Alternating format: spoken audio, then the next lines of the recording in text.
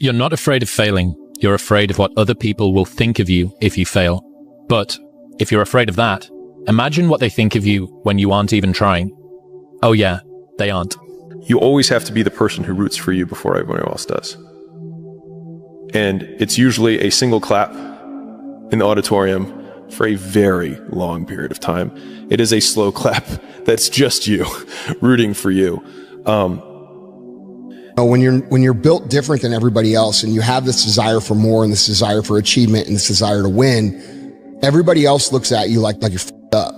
And they'll tell you that too. You know, what the f*** is wrong with you? Like, why can't you just relax? Why can't you just do this? Because I'm just not built that way, man. And it's sort of embracing the fact that this provides a lot of good, but there's a lot of things that you have to deal with that aren't so good. If life is a long journey of self-acceptance, I think the earlier you can accept your own peculiarities as just part of you, rather than trying to justify them or mold to the archetype that you think is acceptable within your social circle. At least for me, like there's this period of discomfort when you change anything because everyone around you wants you to fit within the label that they are comfortable with. But they also have the anchor of what you were before. Yeah, exactly. And so they try and people don't like that. And so they're like, no, I like you in this box. So just say, I know you're having a little thing right now. Don't worry. And they just want to shove you back into it. And there's a lot of uncomfortable conversations that you have to have where it becomes really socially awkward. People don't care about you as much as you think they do. Massive amounts of people leave greatness inside of them out of fear of what others will think, and I did that for a very long time. It took me a while to get to the point where I would put myself out there, all out of fear of what people think. No one's effing coming to save you. No one. No one's coming to push you. No one's coming to tell you to turn the TV off. No one's coming to tell you to get out the door and exercise. Nobody's coming to write the business plan for you. It's up to you. Unless you understand that you've got to push yourself, you're not going to make your dreams come true. Every single person who wants to do something with their life and has done something with their life has gone through the exact chapter that you're going through. And it's the lonely chapter. It's the chapter where you don't fit in with your own friends, but you don't have the outcomes yet to fit into a new group of friends. And you're doing this thing, you're consuming content on the internet, you're doing these free tutorials online to try and figure out how to set up a podcast and where do I host this thing? And then you're going through this and you're like, is this even worth it? Because you have no signs of success, right? But if there's anything that you can take away from what we're saying right now is that the sign of success is the hate that you get along the way. And what you can't do is bend the knee to their hate and fit back into the conformity because it's comfortable and it's warm. Because like in the Matrix, when Trinity opens the door, when Neo's about to go take the red pill and he wants to get out of the car, she says, Neo, you've been down that road and you know exactly where it leads. And I know that's not where you want to be. And then he closes the door. Like right now, this moment that you're going through is Trinity opening the door and being like, you could go back, but then you'd have to remember exactly what the reason was that you decided not to go out to begin with, just because you listen to this podcast and you consume this content, you're like, I can do more than this. Like, because you are starting to live in some of that hell where you look in the mirror and you're like, I can do more. And you start to see the person that you could be. And you're like, this does start to feel like hell. Best advice you ever received? A man named Rich told me once in Diamond Bar, we're in a meeting and we're looking at everybody and we're in this backyard and I'm in the corner, I'm looking at everybody. Everybody's having dinner and there are these tables and I pull Rich aside. I said, Rich, give me the one best advice. And he starts, I said, no, I said, I want one above everything. And he said, look at everybody here.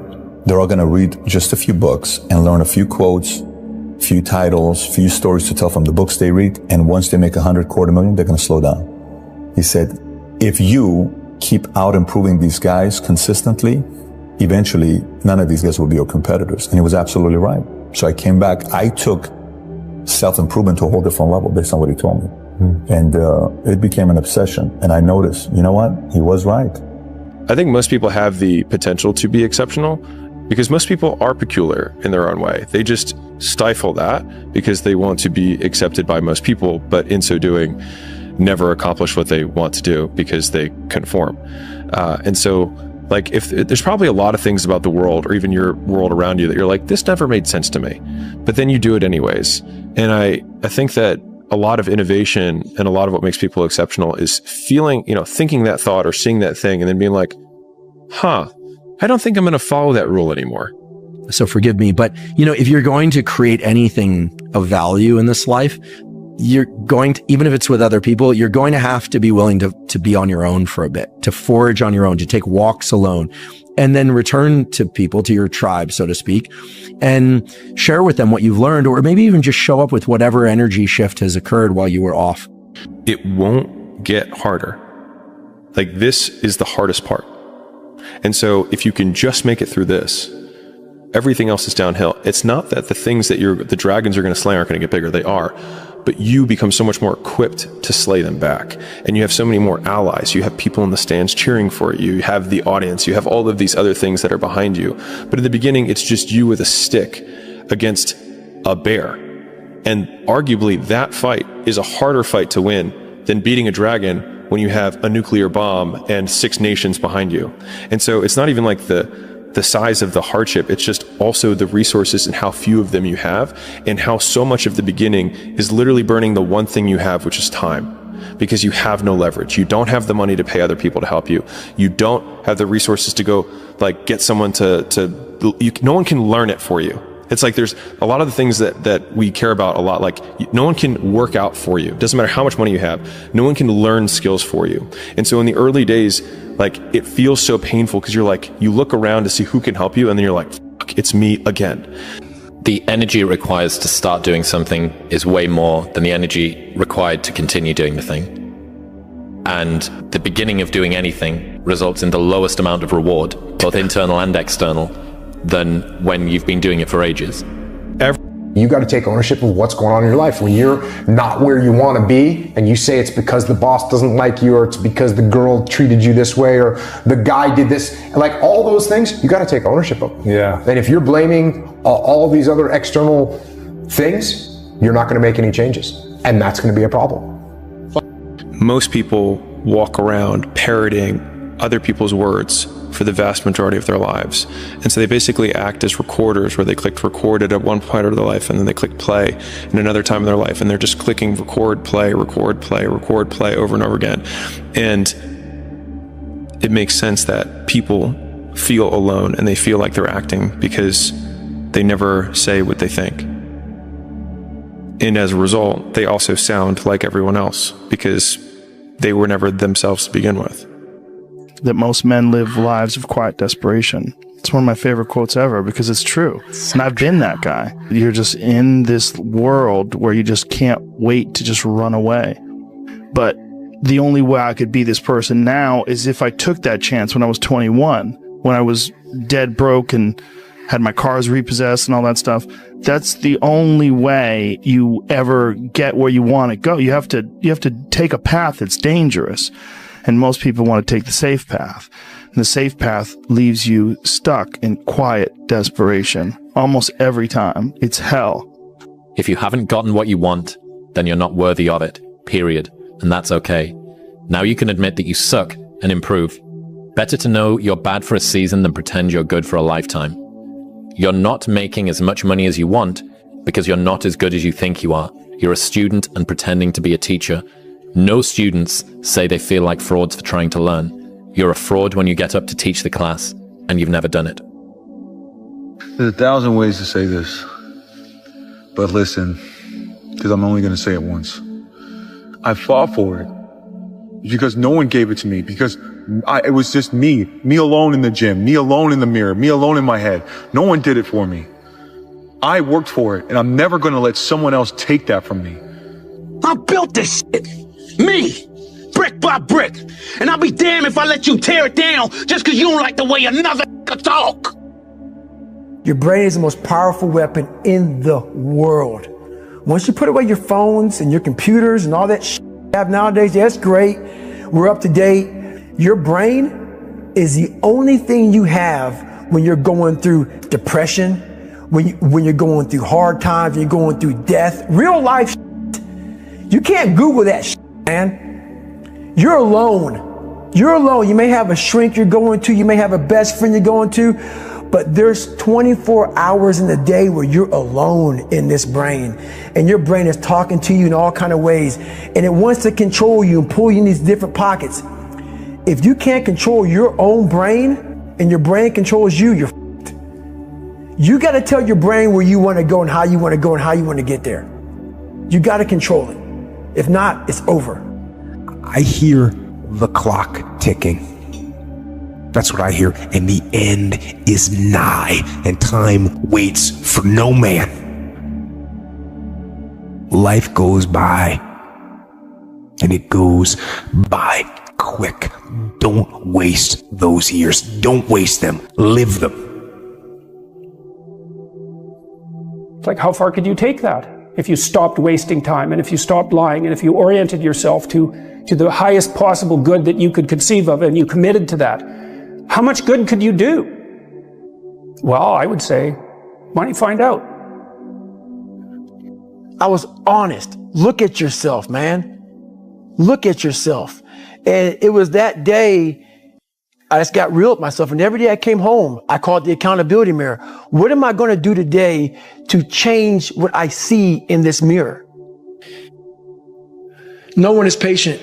And for you to lose weight, for you to stop drinking, whatever the hell you're going through, it takes a lot of patience, a lot of time, and a lot of pitfalls, a lot of plateaus. You're going to hit so many plateaus. If you don't know how to get around that plateau, it's not going to happen fast. When I wake up every day, there's only one voice I have to listen to. And so then it's like, just do it for me. The difficult part of the lonely chapter is that the Rocky cutscene lasts 90 seconds in the movie and lasts 5 years in reality. That's what's painful, is that it takes more effort to start in the beginning, and more people are right about the fact, they're like, hey, you're not going to hit it big. And guess what? A month in, you're not. But they're only measuring on months. And at 6 months, you're also not going to have hit it big yet. And they're going to be like, I'm still f***ing right. And at a year, you're still not going to have hit it big. And they'll still be f***ing right. And every day that you haven't hit it, they're going to feel like they were right. But they're wrong. Because they're measuring in days and you're times bad things, horrible things happen to good people. Life isn't fair, and it can be heart-wrenching. And if you're having one of those dark days, it's okay. It's okay. It's okay to feel that darkness. I'd say one of the strongest mental frames that has gotten me through my hardest times is thinking this will be the story that I will one day tell. And that means the harder it is, the bigger the dragon, the more epic the story, and by consequence, the more epic the hero. The one thing that made me who I am today is being vulnerable. It's breaking myself down to the absolute rock bottom and being able to tell people who I am. And that's how I fixed it. Literally, life created this person, me. Life created me to be this person that I was back in the day. And I had to realize, man, that's okay, man. It's not my fault. Now I gotta go back and fix this shit, though. Mm-hmm. So a lot of this isn't your fault, why you do some things you do, why you feel the way you feel. But no one's coming back to save your ass. You have to go back to where this started, wherever that place is for everybody, and have the courage to go back there and start fixing what broke you. Mm-hmm. If somebody ever told you you only live once, they a damn lie. You only die once. You live every day. Get up and get it. And the only thing I won was being alone. Everybody, when I was sleeping on the gym floor, right? Like, I was the underdog, and everyone, my clients were all like, oh, good for you. You're going after your dream. And they'd see my blanket and my pillow in the corner of the gym, and they knew I was sleeping there. And it was evident, I lived there. I didn't have a shower. I didn't have a shower to go to the YMCA. I had to go shower. That everybody was like pro me. And then people would come in, they sign up like, I'm going to support you. Right. And then within 9 months, I had hired people and I had a manager, and I pulled up, and I remember I walked in the lobby, and all the same people were like, boss man's here. Oh, you're not too good for us now, right? And I remember being so jarred by the experience. And I was like, you guys rooted for me. And I was like, and now I did what you said you were rooting for me to do. And that was when I realized that people want you to do well, but not better than them. Life. What is life? What the f is your life? Are you happy with it? And if so, is just the intake and outtake of breath makes you put a smile on your face? That's something your mother gave you. You haven't earned that. What have you done with your life to make it something else besides the normality of everybody else? The intake and the outtake of what you call life is nothing more than time. And unless done something with, it's forgotten about. There's no footprint of your existence left for anyone else to follow. Life is time. And a life that's remembered, where a footprint is followed behind in footsteps of inspiration and motivation, is when time is met with opportunity and action. They collide to be a life of remembrance. The problem is, most people don't have a plan. And without a plan of your own life, you become the plan of someone else's life. Admit it, you aren't like them, you're not even close. Never, ever give up. Don't give up. Don't allow it to happen. If there's a concrete wall in front of you, go through it, go over it, go around it, but get to the other side of that wall.